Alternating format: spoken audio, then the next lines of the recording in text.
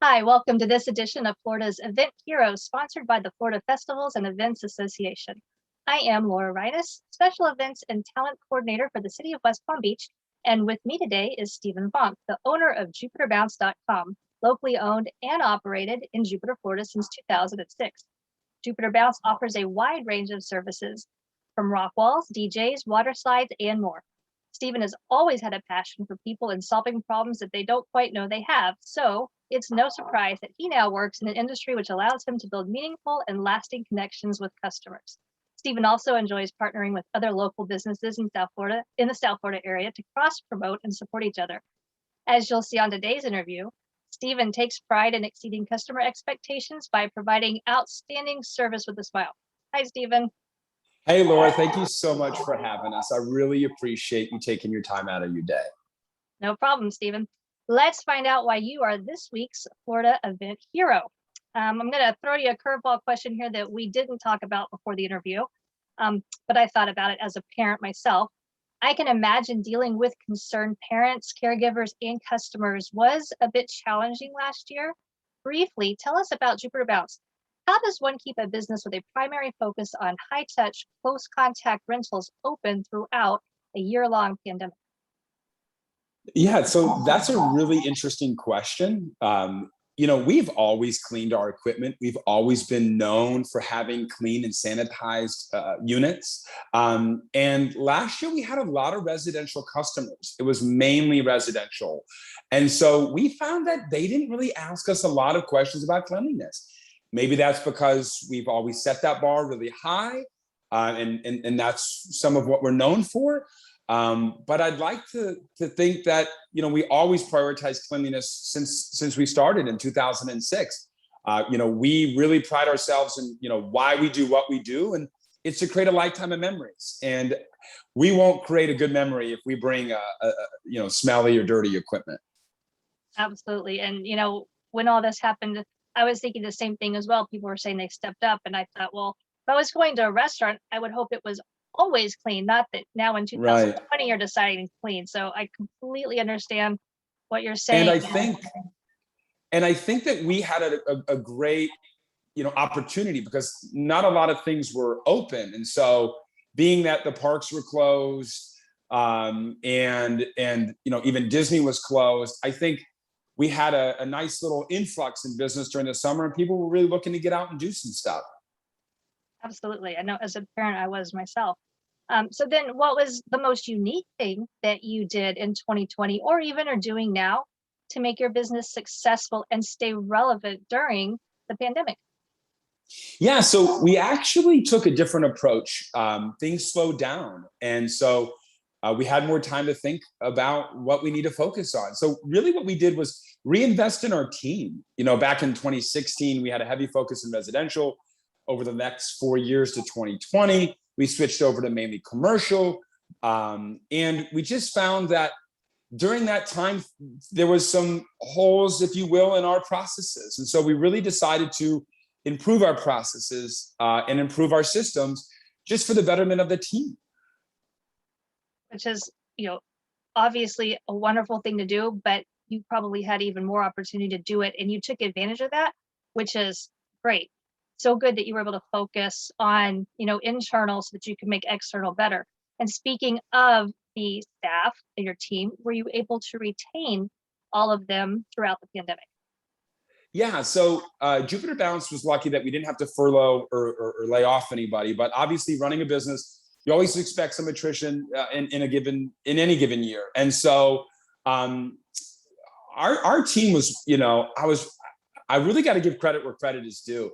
Our team members were willing to shift their responsibilities in daily roles to do whatever we needed to do to keep the business running. I mean, our general manager was making deliveries. Our sales team sometimes had to clean equipment. And so, I really got to give credit to the team. We were so fortunate that they saw the bigger picture in knowing that they needed to do something that they didn't sign on necessarily to do for the betterment of the company. Excellent. So then what does your current line of business look like? Is it still mainly residential? It is July 2021 right now for people who are watching this later on down the road. So now that it's July, is it still mainly residential, or has the commercial side started to pick back up again? Yeah, so I would say that during the pandemic, it was 100%, 99% residential. A couple of churches stayed open. And then now in July, we just got through the 4th of July, and commercial business is thankfully picking up. We had some country clubs, we had some summer camp events, but we had some community events as well. We're going to get into this a little bit later, but we were able to do some great community events from Palm Beach Gardens and Jupiter, all the way down to Wellington, where we had some new fun things out. So everyone I've interviewed thus far has expressed how blessed they feel to live here in Florida, and you named some great cities right here in Palm Beach County. Do you feel that your events were able to start back up again much sooner than other parts of the country? Or do you feel that based, here in Palm Beach County just helped you maybe get, back into the game quicker than other places, other states, or even other parts of the world, maybe? Sure. I think the obvious answer is yes. We're very lucky to live in Florida. Palm Beach County is very well run, in my opinion. And so being able to be open the entire time really allowed us to hold on to our team and our equipment and our foothold in the industry. A personal choice our family made was to kind of cut the cord before the pandemic, getting rid of cable and the news and just kind of, that really helped, I think, stay the course throughout the pandemic. I had to focus on how to keep my doors open, not all the other noise that exists around us. And so I think that being in Florida, being in Palm Beach County, being able to stay open, lose less last year. Some people lost it all. And so we were very fortunate to be able to stay in business, and very, very thankful to live in Florida. And, I think that's a common thread that I've heard throughout these interviews as I've talked to other people around the state. Most people did choose to filter out the noise and focus on what was most important, both, for themselves and their family, like you said, and for whatever the business or event that they were trying to run.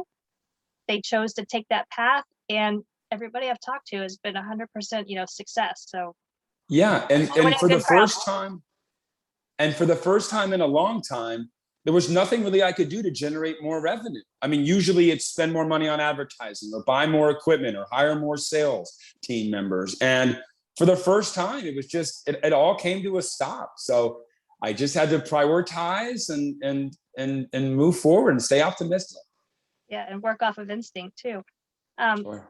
The pandemic forced every supplier to re-examine their entire rule book for how effective events are produced. What one new idea that you or your team came up with and implemented can you share with your fellow FFEA members as a best practice going forward? So I've got one idea that we implemented in physical world, and the other one more of a mindset here at the office.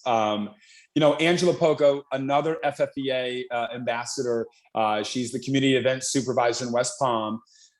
She gave me some advice early on in the pandemic, and it really was a great sentiment that I maintained throughout it all, which was inform your customers early. So instead of them having to ask questions about your processes on cleanliness and what those look like, from your staff members to your equipment, educate them early through your sales team, through your marketing team.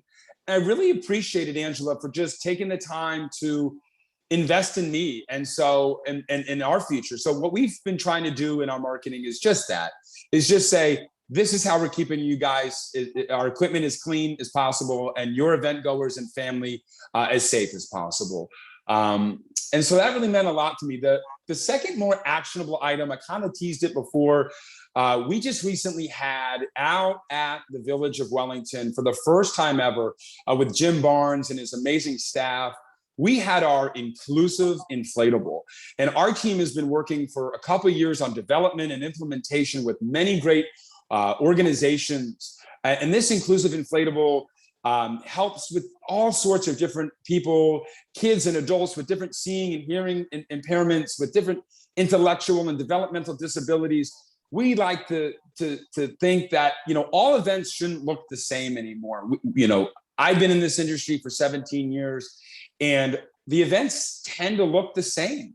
And so one unique thing that we've done over the past 12 months was develop this inclusive inflatable, manufacture it, and we finally were able to launch it last weekend at the city of Wellington.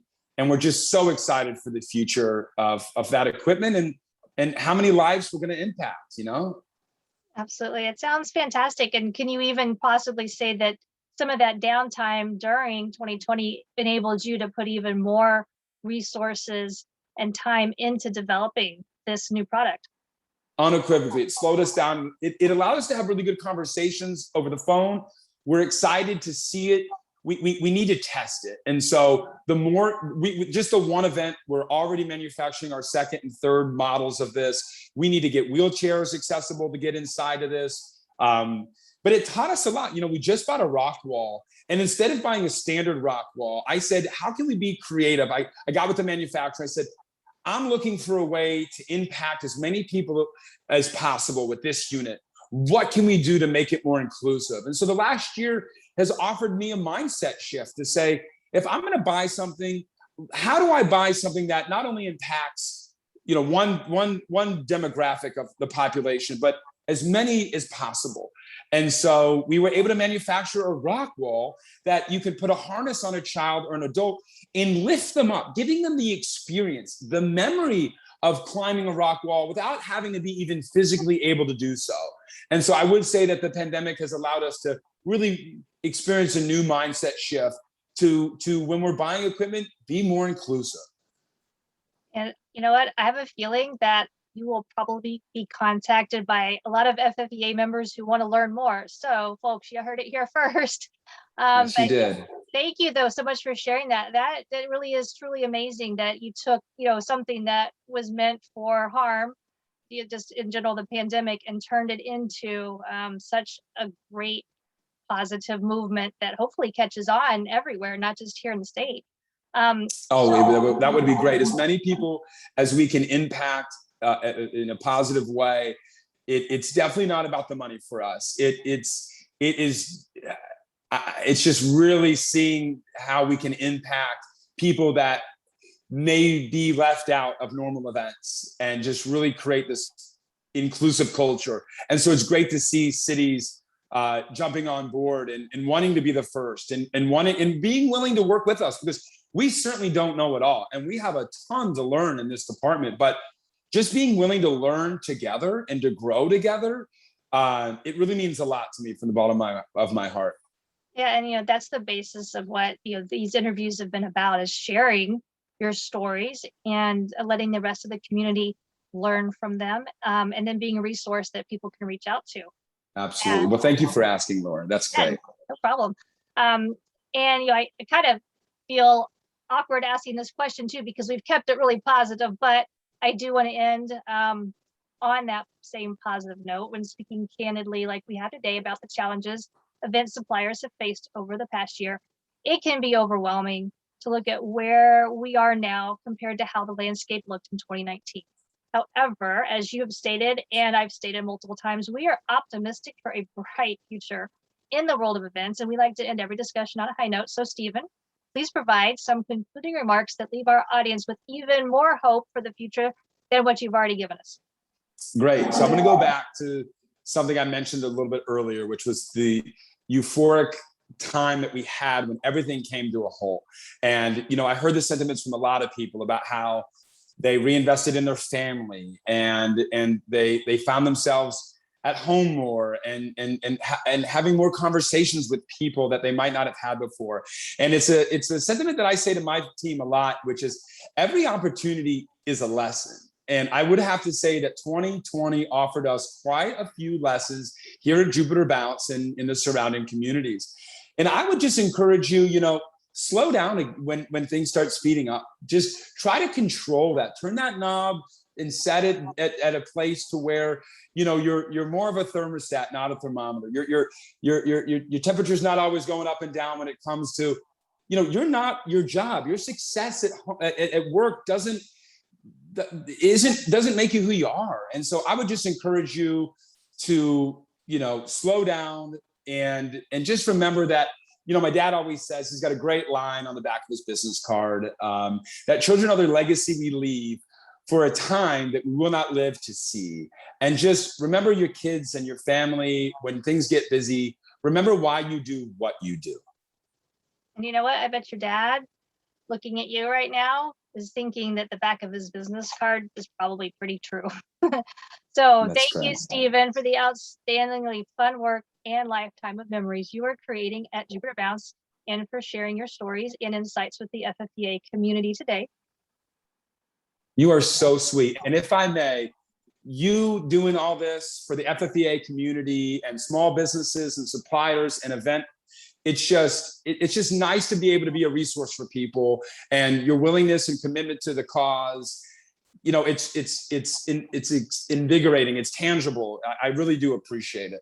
Absolutely. FFEA is a great organization, and all the members of all the marketing team, that's the team I'm on, plus the other committees, we're all, working so hard to make sure that we keep a really good base, a good organization where we can, share stories and resources. So, everybody has shared that same sentiment as well. Therefore, on behalf of the Florida Festivals and Events Association, we thank you, our audience, for your time, and hope you enjoyed today's discussion as much as Stephen and I did.